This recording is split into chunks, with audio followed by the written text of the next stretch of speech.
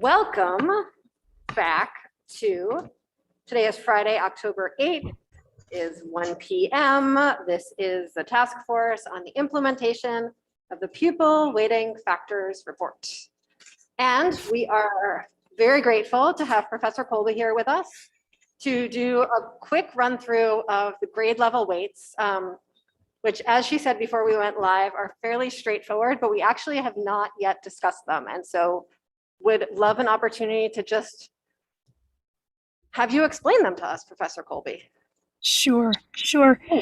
Thank you for the invitation.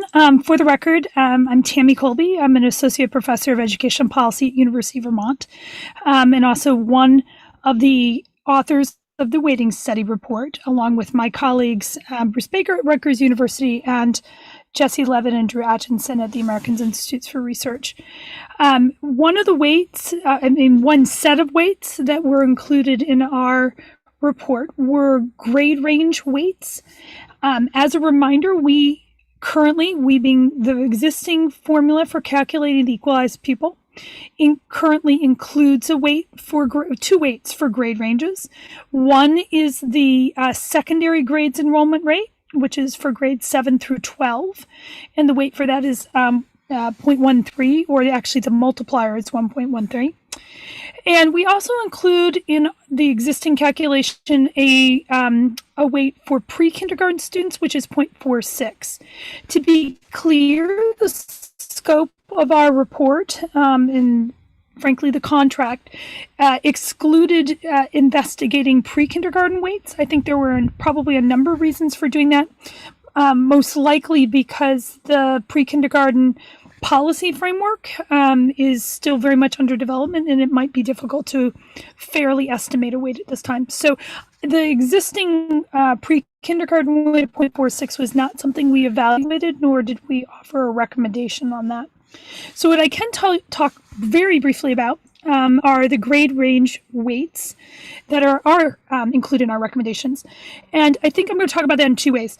First of all, right now we have a secondary grade weight, as I mentioned before, that covers grades 7 through 12. And when we talk about grade range weights, say that quickly a number of times, right? When we talk, what are we really doing? What we're doing is we're saying that on average, the costs of educating students to commonly held standards in secondary school, in secondary grades, defined in statute right now as grades 7 through 12, costs on average more than grades 6 and lower. In our analysis, we evaluated whether or not that was the case, and what we found were two important things. One, yes, in fact, in Vermont, the cost of educating students in grades 7 through 12 is in fact higher than it is in grades below that. We also found, though, and this is the second important point, is that there was actually a difference in the additional costs between students in grades 6 through 8 and students in grades 9 through 12.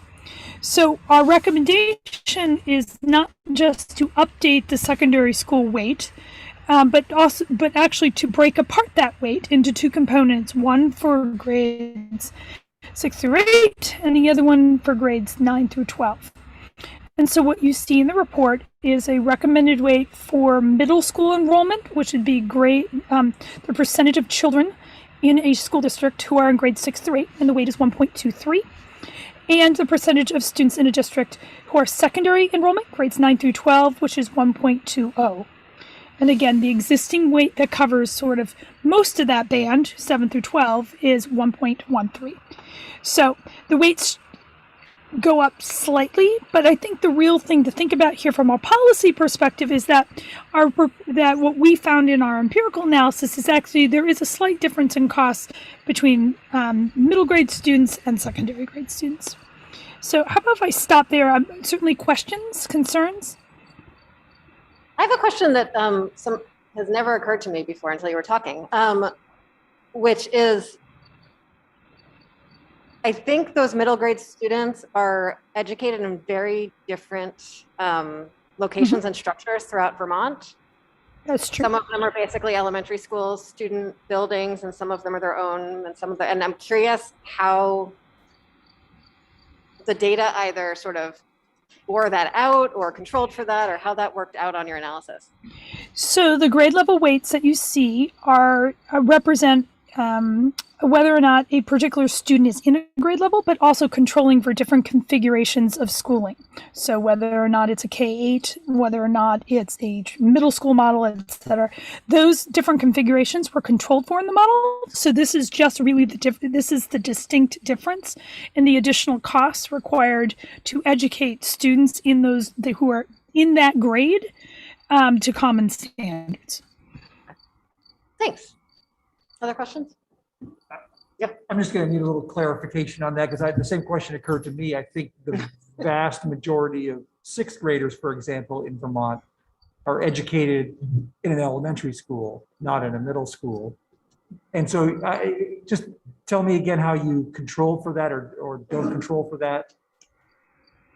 In the statistical models, we include controls for different types of schools and grade level configurations that correspond to school in which a particular student attends.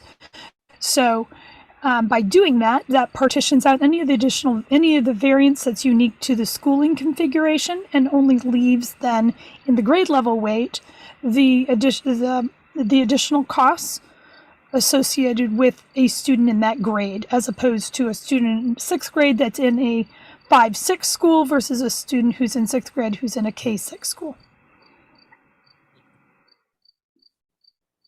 So put differently, Peter, what it means is that we have statistically sort of separated the question of the cost of educating a student who's in a particular grade from the type of school or sort of the grade level configuration of the school in which a student attends. He's nodding. Okay, great. Thank you. Senator Brock. Thank you both for letting me know. Thank you. If I might add something else, Representative Conlon, one other thing is I only pose this as a question because I'm actually not sure, but I just do want to be clear. I am not entirely sure that the statement that most sixth graders are in K-6 schools in Vermont is true. I'm not sure that it's untrue, but I'm not sure that it's true either. And so if that is something that's important to you to better understand, I can certainly look into that, or somebody else, maybe a JFO can look into that. But I have to be honest, I'm not sure or that is the case. I'm not sure that's not the case. But if that's a concern to you, that might be something you want to clarify. It certainly was not something specifically that I addressed in my report. I feel I'm not sure. But I didn't hear. I'm sorry, I didn't hear. Representative Conlon said he is also not sure. And yeah, Brett James, who's in the room, nodded that he does have theories on this, and we're actually hearing from him after you. So if we are still interested by then, we will ask him. Thank you for clarifying. Great. Senator Brock has a question. I do, and it's a somewhat broader question than the narrow issue that we've been talking about here for the last few minutes. I recall that when you first testified before this task force, when we were getting going, I was struck by your emphasis in which you said the report that you did was in response to the specific questions we asked. Mm-hmm. And from that, I had a slight interpretation, which may or may not be correct, that maybe we didn't ask the right thing. And so in a way, what I'm really looking for from you is if you were designing an education funding system, would it look like what we've got?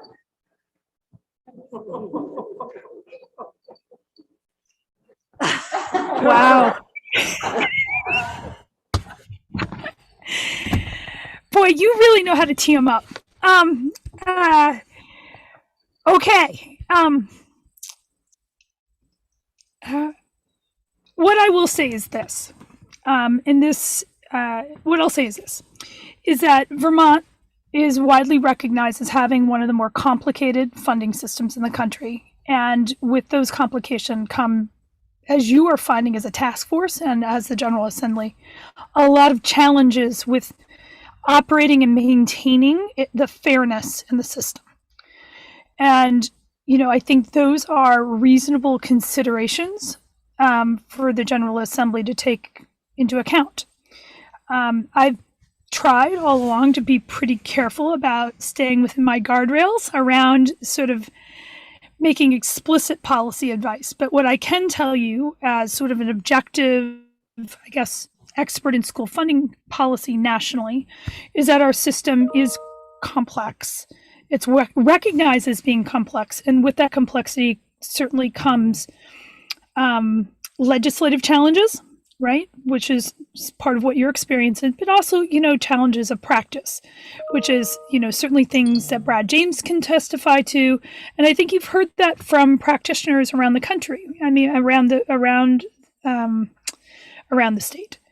And so, I feel like I may have dodged and weaved a bit of there, it's a challenging question. So I'm trying to be as sort of fair-minded about that. But with respect to the report, I do want to come back to that.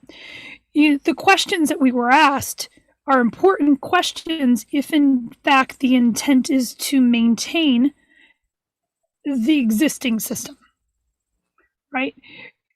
If it's the intent to continue forward with our system that uses the equalized pupil calculation, that's the primary policy mechanism for equalizing costs across districts in the state, then in fact the report, the questions that were posed were exactly the right questions, right? Which are, are the weights that are used in that calculation appropriate? Are we calibrating on the right, are we weighting on the right things?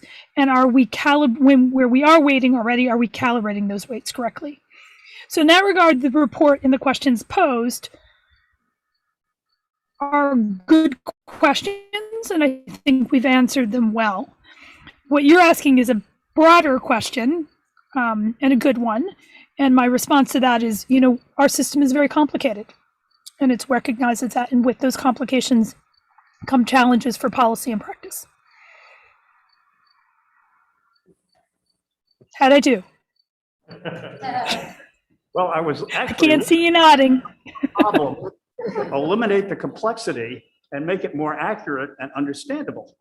And I guess, you're right. We have one of the most complicated systems, as I understand it, in the country. And these changes in weighting, one of the things that worries me is I see ranges of weights that we can apply to specific situations as policymakers. And I wonder how much subjectivity will go into what we come up with as to which weight we use for a particular factor, and whether or not we are going to be much more accurate than using the subjective judgment that we all have to begin with, which is one of the things that's led to the degree of complexity that we have.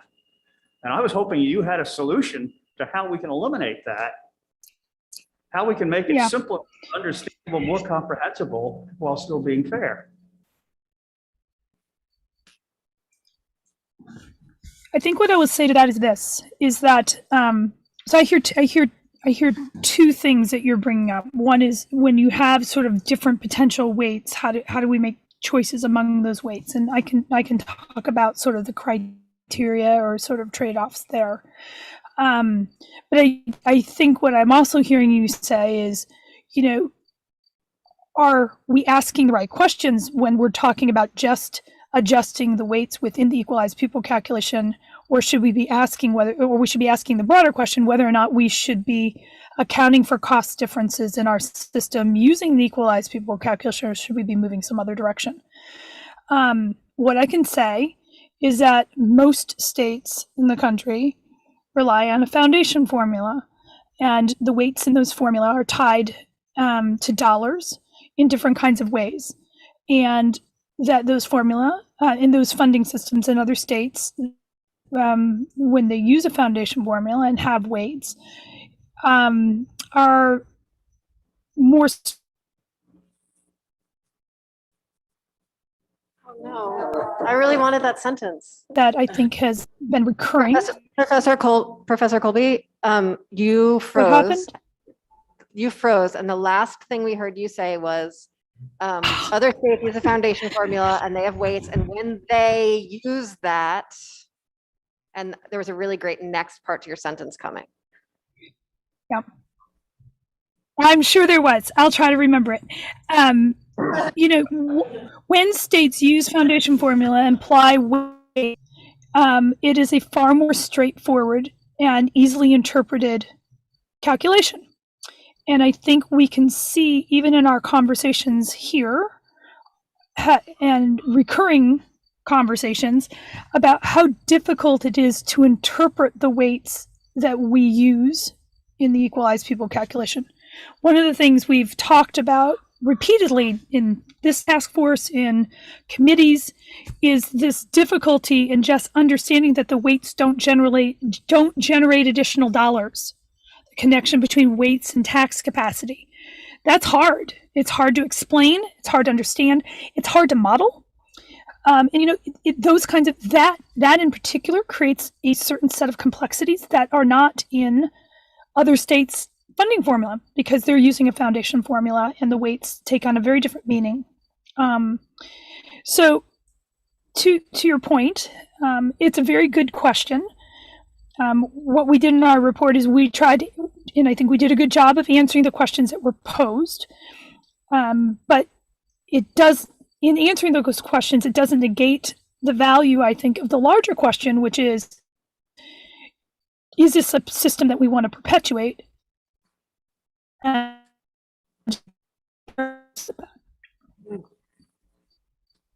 So I wonder if you want to if you're able to turn your video off while you're talking to us to save a little bit of bandwidth.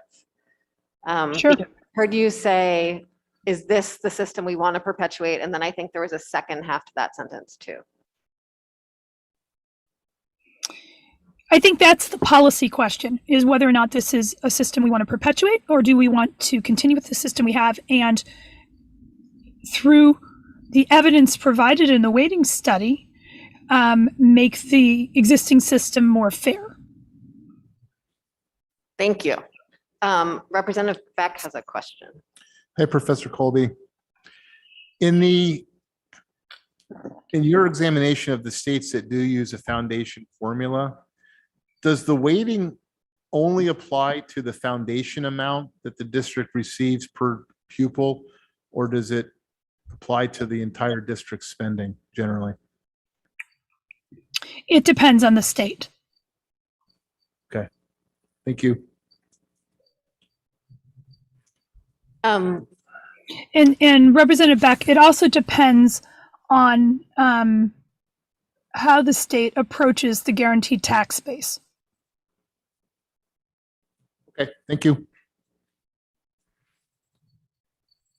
Before we go to Senator Perchlik, I'm just wondering, does anyone have any grade level weight questions before we dive into all the other questions that I think we all have?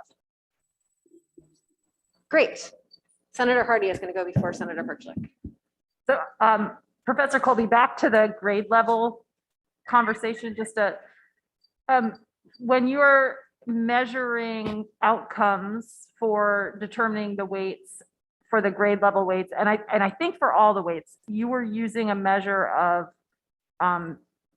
test scores for math and English language arts. Is that correct? That is correct. And was it the SBACs, or was it a different, which test was it that you were using? Well, it would have to be more than just the SBACs, right? It would be the tests that were used for accountability purposes in a particular year. The SBACs didn't come online until the last few years. So before that, it would have been the test that we were using in that year. Right, okay. And were there other measures, or was it strictly the math and English test scores for the math and English test scores were the ones that we used, and that is common practice in doing this kind of work for school finance calculations, because those are most frequently the measures that are incorporated in state standards for accountability and performance measurement of school districts. So in doing so, the states are implying that this is the commonly held threshold for performance, expectations for performance by students. Well, yeah, I mean, they're certainly easier to model also in a regression analysis to use test scores, and they're widely available. But they are a narrow measure of outcome. So I just wanted to be clear that Sure. that's what, Sure. yeah. Sure. Thank We did consider also using graduation rates, but the data are that's the data were not data that we could use in Vermont. Okay, thank you. Senator Perchik? Thank you. Since we had Dr. Colby here, I would go back to our additive multiplicative Thank you. discussion, even though, because the example that we had was the grade weights, but it's really about And poverty. if Professor Colby did not see our morning testimony, so if you could Right. update her. So the question from this morning, Dr. Colby, was why we have a system that does multiply the poverty weight. And I think in your report, you found that you couldn't find a reason, but if I remember correctly, in some of your verbal testimony, you issued a guess, or if, based on the interviews, when you guys were doing the study, you had some kind of educated guess of why we did that. So I just wondered to. I haven't. So thank you, Senator. So the short answer is I don't know, and we were unable to determine why some of the weights in the current calculation, what the rationale was at the time for why some weights are applied as multipliers or either multiplicative or additive. What we were able to piece together is, through some anecdote and conversation, how the weights themselves were determined, and that was not through any type of empirical work. That was based on sort of individual sense of what it was that the additional costs were.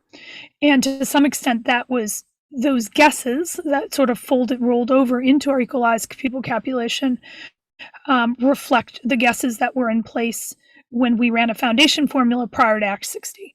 So essentially the weights we have now are essentially the weights that were rolled over from the foundation formula, and how they were developed for the foundation formula is not entirely clear. But sort of through anecdote and storytelling, what we could piece together is it sounds like, particularly with the poverty weight, there were phone calls made and people talked amongst themselves, and this was sort of the consensus among practitioners in the state that was about what they thought the additional increment was, or sort of ratio was, for costs for a economically disadvantaged student. Does that answer your question? Well, yeah, I guess, just to confirm, there was never a discussion of why they decided to multiply that. I mean, what I thought was the guess was people thought, well, it's wrong, so we can increase it if we do a multiplication instead of just making it. There's a way of increasing weights. Senator, I've heard the same thing discussed, but I have to be honest, I don't have firsthand knowledge that is in fact how the decision was made. And then one last thing on that is, would the recommendations of the study change if we were to do additive versus multiple? No. And so in our analysis, remember that our first step was to actually figure out what the cost differential was in dollars. And then we took those dollars, right, and converted those dollars to weights that aligned with our existing formula. But if in fact you wanted to change whether or not the weights are multiplicative or additive, then that step that takes takes the estimate for the dollars in terms of differentials and maps them to weights, that's something then that has to be reconsidered. Yes. What we did in generating our weights was to develop weights that work within the existing statute. And so if this task force was interested in recommending that we change to the poverty weight being an additive weight, the recommended weight from the study would need to be recalibrated from the original dollar. It would, particularly, but It would. I don't think it would change all that much, but it would need to be recalibrated. The other thing that I know that this task force has considered as well is if, in fact, you decide to measure poverty differently, particularly if you decide, for example, in our poverty rate right now, students who are English language learners are counted in the poverty rate. If that was to change, you also would need to recalibrate those weights. So The weights that you see in the report reflect, right? Because our task was to evaluate the weights and then to talk about how those weights would fit into the existing equalized pupil calculation. If the task force would like to make recommendations to change that calculation, it's not a hard thing to do, but the weights, you need to go back and redo that step. Yes. So we are in a bit of a rock and a hard place that I am going to describe and then ask for your advice about. We, one of the recommendations in the study, which was about changing the way we measure poverty from, say, and we are moving towards the idea of a temporary step of free and reduced lunch, and then maybe a further step in the future of some sort of universal income declaration form, maybe, but definitely free and reduced lunch. Or we're certainly all aware that no one's looked at the multiplicative versus additive question in quite a while, and it deserves some looking. And so we might be interested in moving to an additive formula. If we're interested in doing all those things, which would, I think most people, I think the study points to as being sort of potential improvements on the existing system, but we certainly don't want to wait to implement anything until everything can be recalibrated again. And the study recommends that we build in a recalibration mechanism every few years, because that is how we, not doing that is how we got ourselves into this task force in the first place. And so we would very much are planning on building in that recalibration mechanism. So what would be your thoughts or recommendations on what we should do in that sort of interim period? We don't want to put off ever. We also don't want to implement something badly. Yep. So I'm gonna clean up my language and talk about recalculating the weights versus recalibrating the weights. And what I mean, and those two things are different. What I mean by recalculating the weights is that you would not need to wait and do that 3 or 4 years. You have the data in the study to do that. You need to take the dollars that come out of our cost function models, and that additional step of modeling that then translates them into weights just needs to be redone with different assumptions.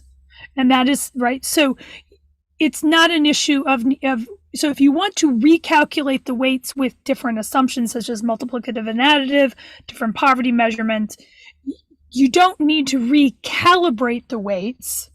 You just need to recalculate them with different assumptions about how they'll be used in the equalized pupil calculation. The cost differentials, the dollars, right, like the additional dollars that it costs to educate a economically disadvantaged student are unchanged.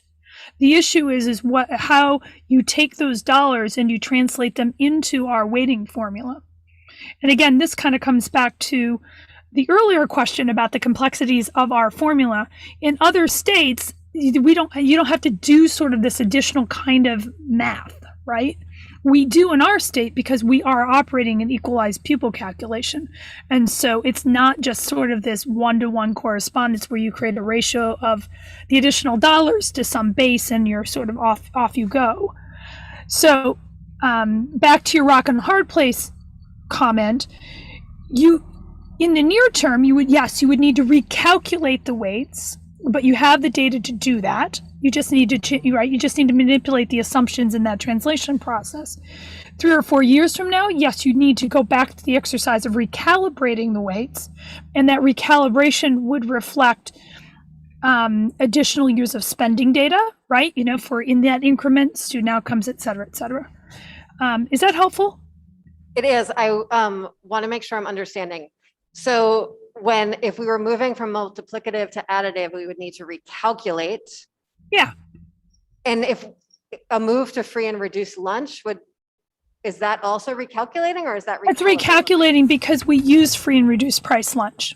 Okay, that's what I thought. And then at some point I saw something otherwise and I just want to confirm that. Thank you. Senator Hardy. Yeah, so Professor Colby, just want to follow up just to make sure. Emily and I have been sort of obsessing over this, so we want to make sure that we get it right. So the recalculation, you say we have the information and the data. I'm looking at Brad and Mark.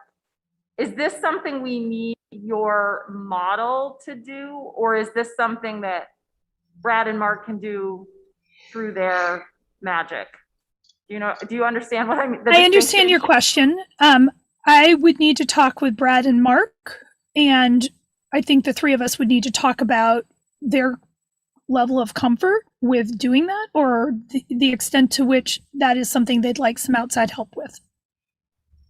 But the recalibration with that's a new study, right? But that's not what you need right now, right? Like right. you have what you need right now, but 3 or 4 years from now, our recommendation is that we don't wait another 30 years to recheck in on the weights. And that is a new study, but that's a new study. But we did in this study, and I think I've talked about this before, one of the things we felt strongly about is leaving a template that can be used and updated for a new study in several years without having to invest significant state dollars in outside contracts to do it. And I know Senator Hardy, you've brought that, right? We had that, right? So right. there are statistical programs written that can be adopted and used in the future, right? They'll need to be adapted, but our intent was with our approach to this was to leave a footprint and a template out there so that JFO or AOE could do this recalibration on a frequent basis going forward without having to spend another $300,000 and an outside contractor to come in and do it.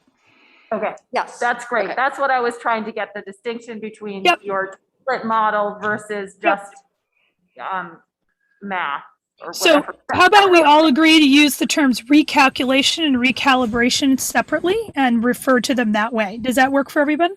I find that an incredibly soothing suggestion. Thank you very much.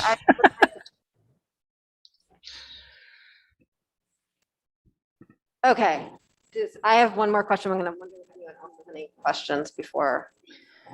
Okay. Professor Colby, if we, in our efforts to be sort of in keeping with the policy goals of Act 46 and the changes that have happened in district level budgeting and all of those things over the last year since your study was performed, want to use district level weight. Would you put that in the recalculation or the recalibration? Would you say that we could use those today and then recalibrate them 3 years down the line as part of our regular recalibration? So we did run district level models. They are included in the study. We did translate those cost differentials into the district level weights that you see. The district level weights that you see assume right now the equalized pupil calculation that's in statute. So if the question is the exercise of how you would adapt and maintain district level weights the same as what I think you were referring to with school level weights, the answer is yes, it's the same process. Okay, thank you very much. That said, sorry, I'm about to muddy the waters. Okay. It's we can't see it. There's that facial thing that happens right before someone adds something else. So please jump in. Sorry. Oh, sorry. That said, I would just remind us all that with the district level weights, that the ELL estimate in our district level weights was not estimated with as much precision as we would like. Which was part of the recommendation for the school level weights. And so if in fact the policy direction is to pursue the district level weighting, then talking about the adjustment for ELL students needs to be a very focused conversation.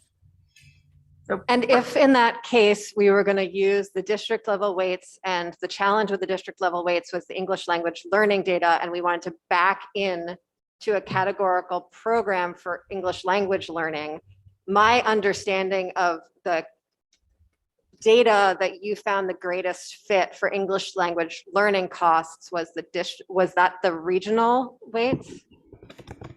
I think that would be certainly regional is an option, but I think the preference was for the school level weights. Okay, for English language learning. That's correct. But Thank you what very I would, much. what I will encourage, what I'll encourage the task force and others to do, though, is if that is in fact a policy option that you're considering, is to carefully consider the cost differential, the dollar differential data that's available in the report. And if you're having a hard time finding that, I can sort of help you point to that. But use empirically based estimates of what the additional cost of educating an English language learner student, in fact, is. Which is sort of the step that you have in your estimates before you then. That's correct. take the That's final correct. step to tax That's capacity. correct. And then the other consideration with that policy direction would be to redo the simulations to check and see what the impact of that approach is with respect to tax capacity, because it will be different than how a change in the ELL weight would impact tax capacity. And the reason Yes. for that, right? And Absolutely. it may, even though that feels like a one-on-one, it's probably not. And so part of the calibration, part of the discussion around how you would set or design a categorical program needs to be carefully considered, both in terms of the actual cost differential, but also making sure that it is set in a way that it's providing the same kind of tax capacity, that it's translating to tax capacity in the same kind of way as the weight. So it's a two-part test, if in fact the goal is to stay with the equalized pupil calculation. Thank you. Senator Hardy? Well, I was just going to add, Professor Colby, you missed the conversation this morning that we had about ELL and our sort of preliminary decision to go to using a categorical aid grant rather than using the weights for ELL because of the problems or complexities that you identified with the ELL weighting. And we've spent a considerable amount of time calculating or attempting to calculate a cost equivalent for the categorical aid program. That was our discussion this morning. I know you weren't able to join us, but just wanted you to know that since you weren't here. Okay. And Well, thank you for letting me know. And if you'd like me to take a look at that calculation, I'm happy to take a look at that. that would be great to do between now and the next meeting to have that conversation. Thank you. Anyone else? Professor Colby, do you have anything else you would like to share with us? We're going to hear from Brad on the grade, on the first question we were discussing with you. And I don't know I if you don't have anything specific to share. As always, I'm happy to entertain questions from the task force, either here or in this right now, or through other means. Just let me know how I can do what I can do to support your deliberations. Thank you very much. You're welcome to stay while we talk to Brad or not. It's totally up to you. Thank you very much for your time today. I will stay until my laptop battery expires. Thank you very much, Professor Colby.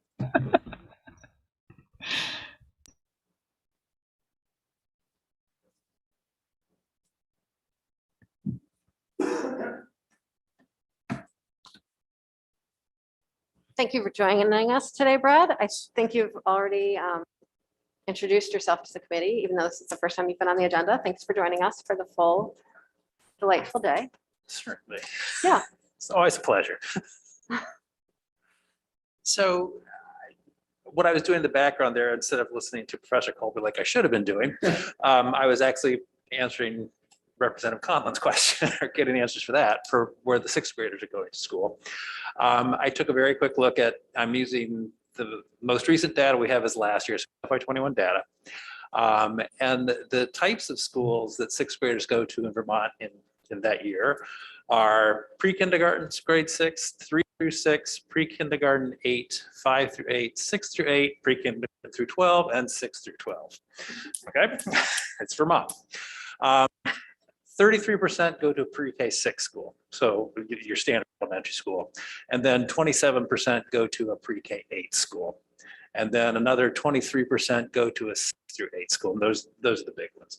So the majority of students, I should say majority, the largest percentage of students, 2,048, based on my number, go to basically a K-6 school. Okay. Thanks. Okay, now questions.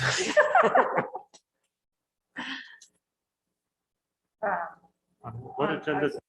So the, I think the particular topic that would be lovely to finish is the question of the grade level weights. And as someone who sort of wrestles with education finance and looks at all of the numbers every day, just do you have any thoughts on separating out the middle school from the high school? It seems to me to make sense, quite frankly. I mean, I'll go back to what I did before I did this. Was I taught for a while, like 15 years or 14, something like that. And it seems to me that a middle school student does cost more than an elementary school student. So I'm not at all surprised that Professor Colby's group found that out to be the case. So using that as an additional weighting factor makes perfect sense to me. The fact that sixth grade is included there goes back to the fact that sixth grade has kind of more or less moved out of the middle or out of elementary school into the middle school concept now. And so that involves more activities, I guess is one way to put it. So I think it's perfectly logical that you do that. I can't add into the weighted factor itself because that's beyond my understanding, or not understanding, but knowledge at this point. I mean, maybe understanding too. But I think it does make sense to do that. It's an easy enough thing to do in the model. It's not at all difficult. Well, I lied. It is a little bit because we're now doing it by different grade levels, which means we need to change how we look at state place students by grade level, which we didn't do before, and we need to look at poverty students by grade level. But we have all that data, which can all be done. It's just a little bit more, a lot more. But it can be done, and actually I've done most of it already. So we're actually in a good position for that type thing. So it's the way I'm trying to build the model is flexible so that we can take all these things that you talk about, want to do it, change them fairly simply, as opposed to going and then rebuilding the whole model each time. Kind of like what Professor Colby was saying about her template for the recalibration. Okay. Thank you. Something else I want to, Professor Colby brought up the pre-K thing again. It's beyond sort of our scope, given that there's an early education financing study that's set up to be next summer. It's certainly a very important issue. Other questions for Brett on this or any other topic while he is here? Yeah, actually, Senator oh, Harvey. did you? Go ahead. To the question of the recalculation versus recalibration that conversation just had, I mean, it's crazy to me that just like an average analyst can't generally run our formula. I mean, that's how complicated it is. You have to like jump through 8 bazillion hoops to run it. So, but do you feel like you have the capacity to do the recalculation? Not necessarily the recalibration. I don't know if you were listening to that distinction. I was actually Okay. listening to that part. Yeah, no, I think probably we do. I think I would want to spend time with Professor Colby to see what she had done and see what she's doing, what she's working on, and how that did along with Mark and anybody else from JFO who's going to be there. But I think we can do it. I mean, it's if she thinks we can do it, then we probably can. Recalibration is entirely different. That's diving into the regressive models and such. Which I would not do at this point.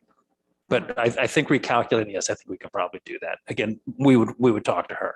Right, so if we made decisions on changing the poverty mechanism and made the additive versus multiplicative and taking ELL out, and making it a categorical and all those things, the recalculation that might be required, you could do. I think so. Okay. Yeah. That was my same question. Oh, great. I love it when that happens. Me too. Anyone else? Okay. Thank you, Brad. You're very welcome. So much for your time. And your time both in this room and your time outside of this room to do all of these things. Professor Colby has reappeared. Just checking to see if you need me. I do not do. I think for the rest of committee time, I would really like to just have a conversation without witnesses and just line up what our questions are that still are here and what decisions we're still making and come together on that. Thank you very, very much for your time and all of the logistical hoops you had to jump through to be with us today. Happy to do it. Happy to do it. Let me know if in your deliberations there are more specific questions. I'm always happy to just get on with the group or try to respond by email. So just let me know. Okay. Thank you very much. Take care. Bye-bye.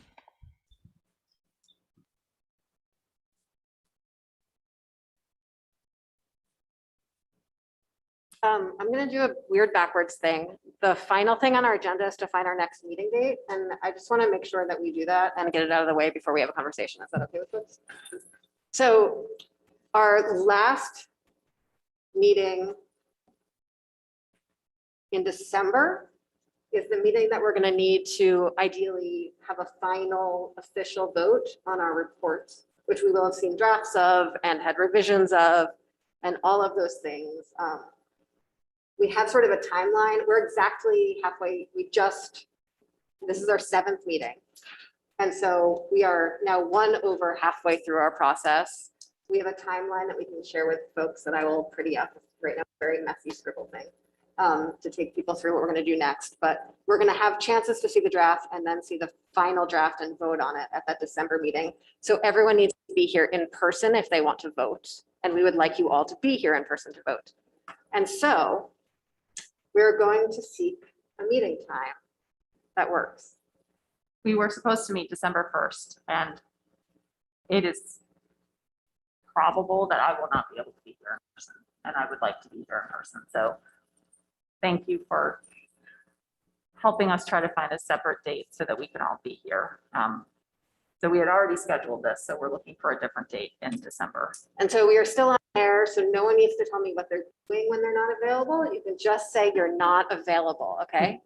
I mean, you're welcome to tell the whole world if you want, but please don't, just, you know. So I'm gonna go through, this is how we've done it before. We're talking about a meeting that's from 9 to 3. So we're talking about a meeting from 9 to 3. If you can't do the date, say no. Don't need to say anything else. Okay, great. December 3rd. No.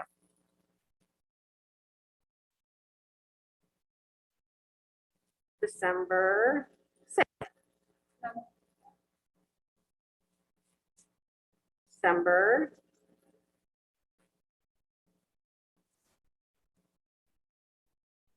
10th.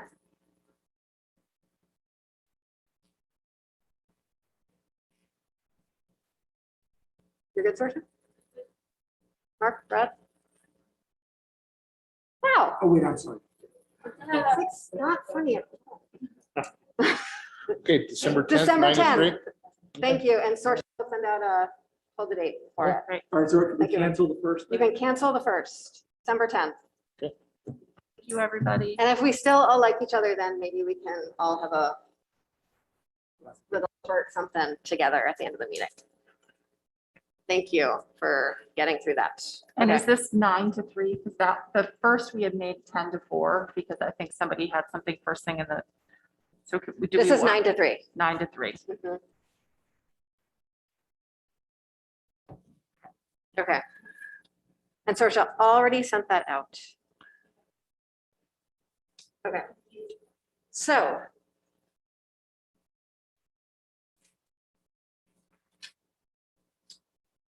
I'm gonna do an easy one.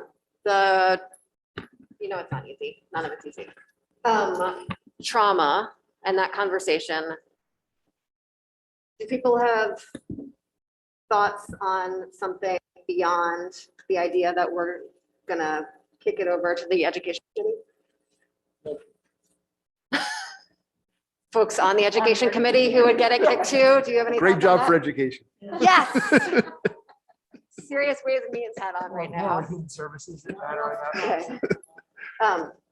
No, and I'm being light about it, but there's some really, significant and acute needs in our schools right now that need addressing that are very much beyond a tax question. Okay. Again, if you have further thoughts or are interested in a paragraph in the report related to that, please speak at some point in the next couple of weeks. Yes. So I just would really love to see it mentioned in the report that we understand how important it is, that we're going to be taking testimony on this, and, and that we recommend the education committee come up with a plan, because in all the many important things in this report, that really jumped out at me. So I just want to make sure that we're addressing that in some way. Thank you very much. And again, paragraph writing on that one would be solid support. Okay, Yes. great.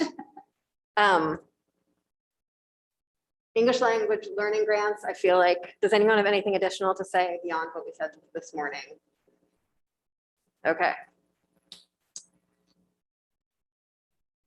The district level, school level, does anyone have anything additional to say beyond what we said this morning? That we would be building a model without the English language with the English language learning as a categorical grant and everything, the weights from the district level model being used otherwise. Senator Hardy. I don't think we actually made this decision Yes. officially. We have informally made this decision, but I just want to make sure everybody understands that that's the decision, preliminary decision, to go with the district level. Senator Hardy, can you give a quick few sentences why you would recommend? Yes, so the reason why I think the district level weights make a lot more sense is because of the way that our school districts are configured. They're configured on school districts, not individual schools. That's how budgets are determined. That's how needs are determined. That's how tax rates are That's how determined. tax rates are calculated. So everything we do is based on school district level, not school level, in terms of the financing of our schools and the resource allocations to our schools. And as we heard from the testimony this morning, many of our schools have been reconfigured over the last 5-ish years under Act 46. And we heard from John Alberghini, who was the first district to start to merge, and that was in 2014, 2015. So it's really been 6 years, and the report doesn't fully capture all of the stuff that's happened during those 6 years in terms of how districts are changing the way that they think about equity, budget for equity. And not because of any fault of the report. No, I'm it's sorry to just the interrupt, because of the timing. time frame It's of the the report. Yes. And that I think it's really important to understand that our school districts are larger, they're more able to adapt to the way that resources are allocated and make choices about how to promote equity more now that they are larger districts. And that is not captured in the study as much. And I think the weights are much more reasonable as well. I would just add to that. I've been an educator in Vermont for 23 years. The district weights seem far more appropriate than the school-based weights.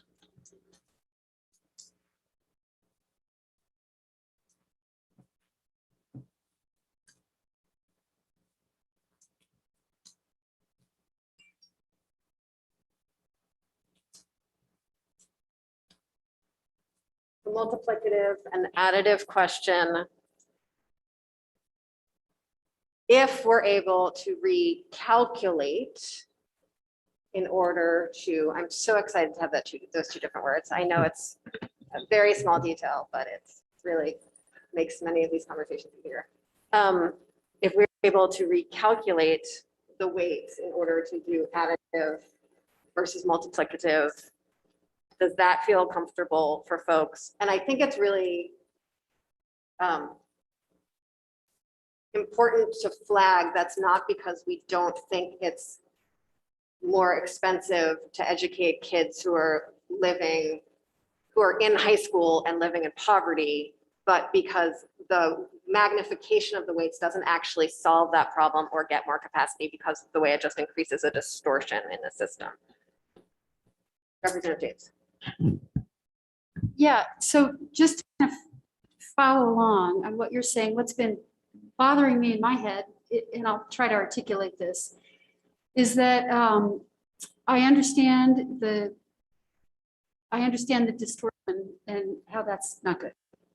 So I guess I just want to make sure that everything we do is sort of empirical. So if the cost of educating students in poverty in high school is somehow exponentially greater, you know, in other words, if it's not just that it's a student in poverty plus a student in high school, but somehow those interact together in a multiplicative way, then don't we need to be, how do we address that? So what if it is exponential? And don't we need to base that on the same kind of data and empirical calculation? That's kind of where I'm coming from. It seems to me like we can't just say, hey, this way is distorted and it's not working, so let's go back to it being additive, if there is in fact merit to the fact that these students cost more in some sort of exponential way. So I hope that was clear.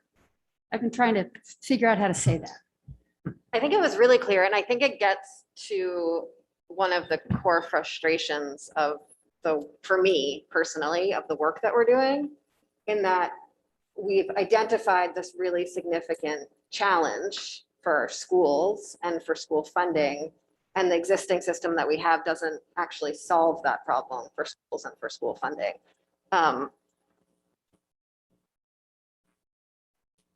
I think that's the end of my sentence. It's like, I don't have an answer for you, and I would like to find one, but I don't. The multiplicative absolutely doesn't solve it. It actually makes it worse in a lot of ways. It exacerbates some of the inequities in the system. And so I think, I mean, that's why the conversation comes back to categorical grants over and over and over again, because that is actually a way of getting direct funding from all Vermont taxpayers to students who are more expensive to educate.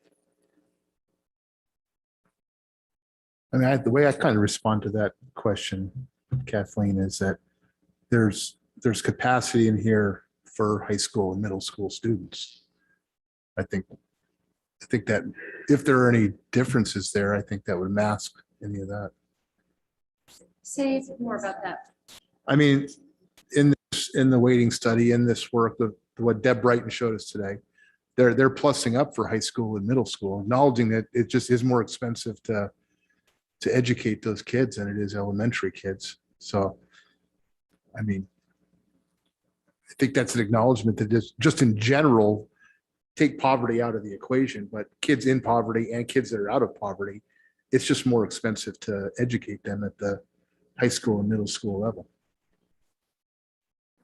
Are you talking about the chart that showed the multiplicative line went like this and the additive line still went like this, just less? No, I'm just talking about a general, this was in slide 6 of Deb Brighton's work, just a general acknowledgement that whether a child is in poverty or not in poverty, that it is just more expensive to educate at the middle school and high school level.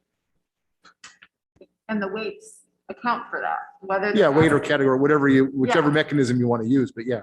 Yeah. The There's more additive weights capacity account there, for it yeah. As well as the multiplicative. It's just the multiplicative that distorts it. Yeah. I just want to add something about the whole concept of empirical data. I know that there's a desire, because we have an empirical study, to think that that is the silver bullet. But we could have asked different questions, such as what Senator Brock was saying, of a different set of researchers. And they could have taken the same data, and it could have been an empirical study, and they could have gotten completely different results. It is naive to think that there is a silver bullet that is the answer, especially in a system as complicated as ours. And especially when this study is actually really quite narrow. It uses a very narrow definition of outcomes. It uses a snapshot in time during a period when there were so many changes happening that the report couldn't adequately address because of timing and because of policy decisions. And so even though it's an empirical study, and I think that, you know, Professor Colby is right, that answers the question as well. It answers a very narrow set of questions with, you know, within a narrow time frame and with rapidly changing landscape.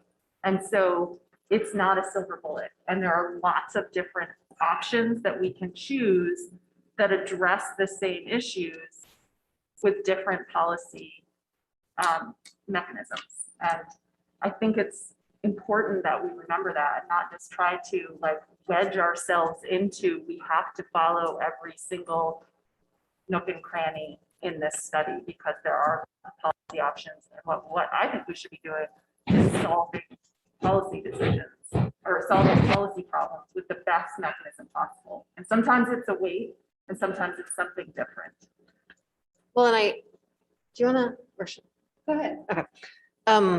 I think that the policy problem that Representative James brought up, which is not entirely addressed in the study, and we haven't had time to look at the really significant body of educational research, not really education finance research about, is the increased costs to educate kids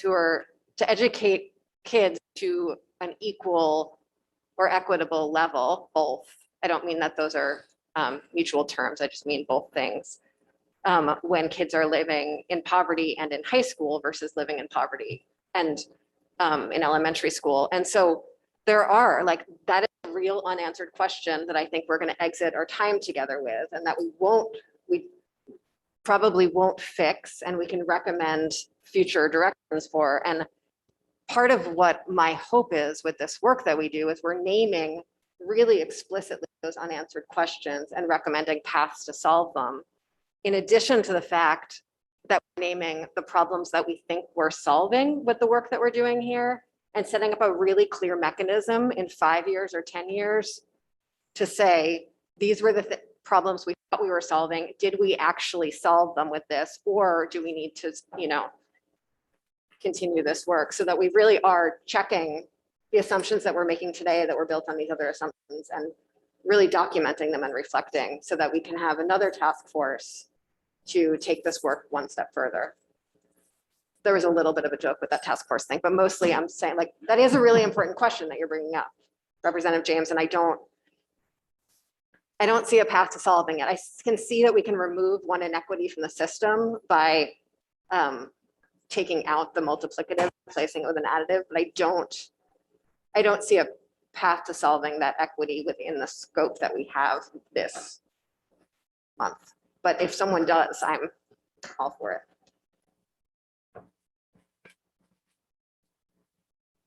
Senator, I have nothing additive to the conversation. Senator Perpetuate.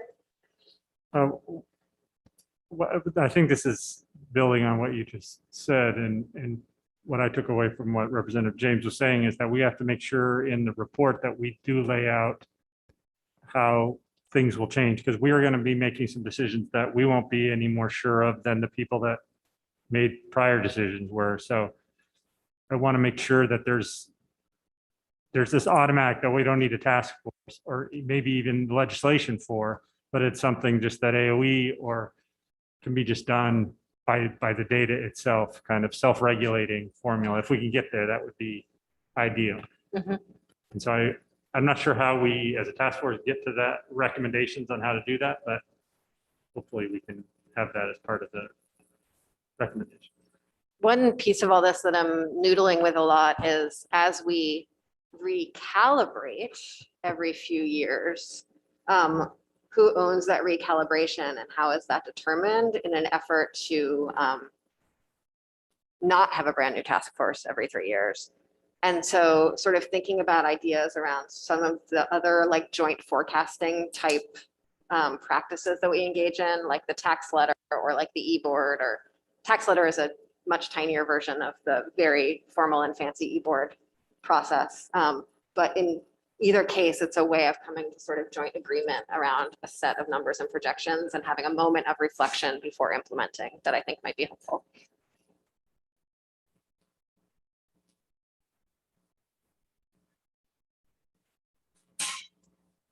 Does anyone have anything else they want to add or things they're really looking forward to at our next meeting? Does anyone have a superintendent or school board member or business manager that they would like us to hear from that we have not yet heard from? And it's possible that person's already in the agenda for our next meeting. We have a bunch of them. Okay. Yeah, People who will be likely adversely affected by these changes. those include people who might have reduced tax capacity as the result of our work. Yes, yeah, absolutely. And we heard from 2 of those folks today. Yeah. So we have, it's 2:09. We have someone coming in for public comment at 2:45. I'm gonna take us off air and see if that person could join us sooner. And if not, we're just gonna take a nice break.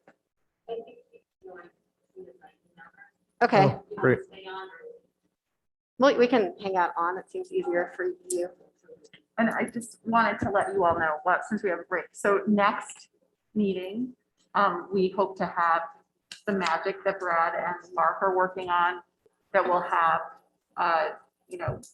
analysis of the decisions we've just made and how it will impact the tax capacity and tax rates for each of the districts in the state, right?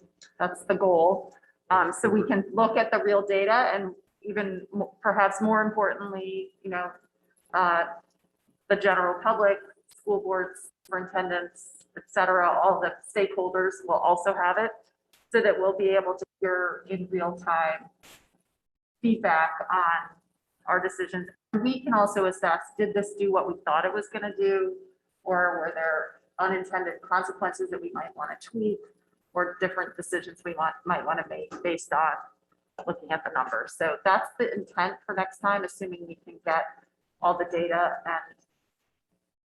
And Brad and Mark and Deb have been working, and Brianna have been working so hard in the background to make this all happen. So just thank you guys so much for all of the work. And tax is also. Oh, and the worked hard, tax department is giving us data as well. which took a decent amount of wrangling for them to pull it together. So much gratitude to them for pulling it together. Yeah, Just as something to think about, not for this meeting, but for the next and perhaps the one afterwards, is after we do whatever it is that we ultimately do, I think it's important to have a mechanism built in to look back at a given period of time as to what has been the end result of what we've done, and has it achieved what we think we were hoping that it would achieve. Brock, I was hoping that you and I could draft that together at some point in the next month or 2. Does that sound like a fun plan? No. Okay. I'm gonna actually take us through the timeline for just really quickly. Okay, great. So at that next meeting, we're gonna look at spreadsheets finally. Not that we haven't looked at spreadsheets already, but sort of some more official spreadsheets.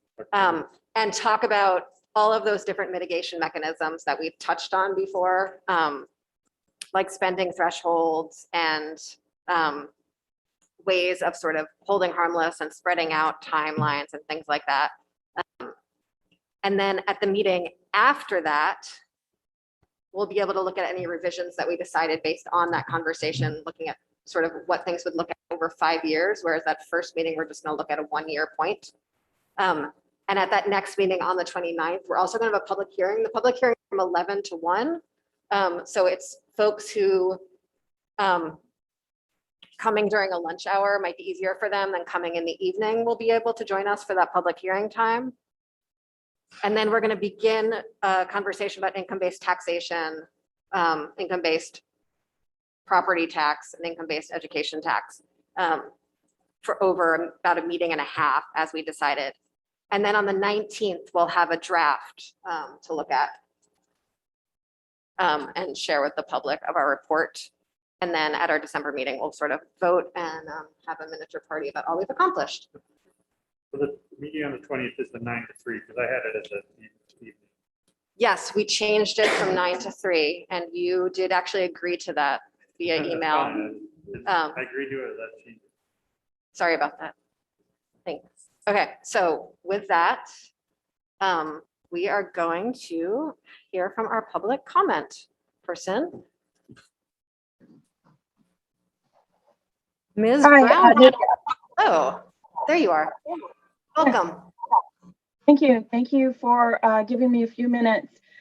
This is Cynthia Browning, and I did submit a memo to you. I had reviewed a number of the documents on the website, but I must say I might have submitted a slightly different memo after today's testimony, which was extremely interesting. So I will suffice to say that I think you're absolutely on the right track to move in the direction of the changes in weights indicated by the study. It's true that it is just one study. So I would be aiming for order of magnitude, not precise mathematics. I think using categorical weights to supplement the categorical grants to supplement the weights is also really important. I hadn't understood about the English language learners, but it definitely makes sense for them. It might even make sense for poverty. I'm not sure. So I think some kind of hybrid approach really, really makes sense. And I hope you can move forward in that direction. I think what I'd like to comment on very briefly is two other points. One is that I think it's extremely important to cushion the effect of the changes in weights, in particular on districts that may have previously been overweighted under the current weighting district. Those districts, the students in those districts, the voters in those districts did nothing wrong. They operated within the framework that the state provided, that the state created. We now know that that framework may not have been developed with the level of consideration we would think would be optimal. We now have better information about cost differentials, but I don't think it makes any sense to introduce the inequity of damaging the education in some districts in order to improve the education in others. And I think previous witnesses also made that point. So what I see as one of the problems is that you're going to need resources in order to do this. And I don't think a one-time transfer from the general fund is going to do it, because this is going to be an ongoing change. So it's going to be an ongoing difference in taxing capacity. So I would like to call your attention to something else that actually came from Act 60, which is before Act 60, the cost of our current youth program, which supports agricultural and forestry, was paid for through the general fund. The reduction in property tax liability, since certain landowners eligible for that program pay based on use value, that means that property taxes for municipalities and for school districts were lower. The state made up the difference. The state reimbursed towns and school districts for that lost tax revenue. When the education fund was created, it was set up so that municipalities continued to be reimbursed for that lost property tax revenue to the towns. But the education fund was not reimbursed for the lost education property tax revenue, the way that school districts always had been. So within the education fund, you don't have a reallocation where you collect all the property taxes and then you reallocate a credit to current use landowners. You never collect that revenue at all. And I see this as inappropriate. This is a real cost It was a cost in the general fund. It's a cost to the education fund. The tax savings are very important. This is a very important program for us. It's valid. I'm not attacking the program. I'm just saying it's not actually education. The state reimbursed school districts for the cost and lost tax revenue before Act 60 to pay for the tax savings to these property owners. I think it should do the same now. So I just want to call your attention to that. This program costs the education fund about, I think, $48.3 or $48.7 million a year as of last year. And that would be about 5 cents on the property tax rates. So again, no change in the program. Everything about the program stays the same. The general fund just starts reimbursing the education fund for that cost in tax savings, just the way it did before Act 60 and just the way it still does to municipalities. I just want to call your attention to that as you think about how are we going to cover these costs? How are we going to cushion the effects? Because if you end up with really damaging effects, the districts that did nothing wrong, so that they end up suffering decreases in educational quality, I think that's going to be very, very problematic. And I say that believing that what you're doing to adjust the weight is essential, but you don't want to create new inequities as you try to correct another one. The other thing I'll just say very briefly, I just heard that you will be discussing the income-based education tax later. I did put something in my memo about that. I didn't know the nature of your agenda and when the further discussion was coming up. Perhaps I could weigh in again at that time, but I will just tell you that I feel that the approach of using this approach where people pay for education based on their income is deeply flawed, because that means that people with vastly different home values will pay the same towards education. It means that people with the same income, but vastly different home values and vastly different personal wealth will pay the same towards education. I don't think that makes sense. It's not equitable. Income is not the only measure of somebody's financial status. The other problem that I'll have, well, there's a lot of problems, but another problem that I'll mention is that we have an income tax system. Why would you create an entirely different income tax system to address this question of how we support education? It makes no sense. If you're going to even think about this, think about using the income tax system we have. Then you're left with the question of, oh, how do you adjust it for variations in local spending? And that's a really big problem. And that's why they're advocating creating a separate tax. I think it's unworkable. I really do. I think there are other ways to solve the problems with the property tax credit or income sensitivity.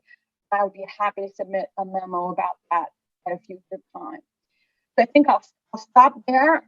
You have my memo, and I would be happy to return to the committee if anybody wishes me to do that in the future. And I can hang out now if anybody has any questions. Thank you very much for sharing your careful reflections on our process with us and your knowledge on the issue. We can't do any Q&A during public comment, but really appreciate you coming in, and you are quite welcome to come into future public comment periods as our conversations evolve. Thank you very much. Thank you for all your work. Bye.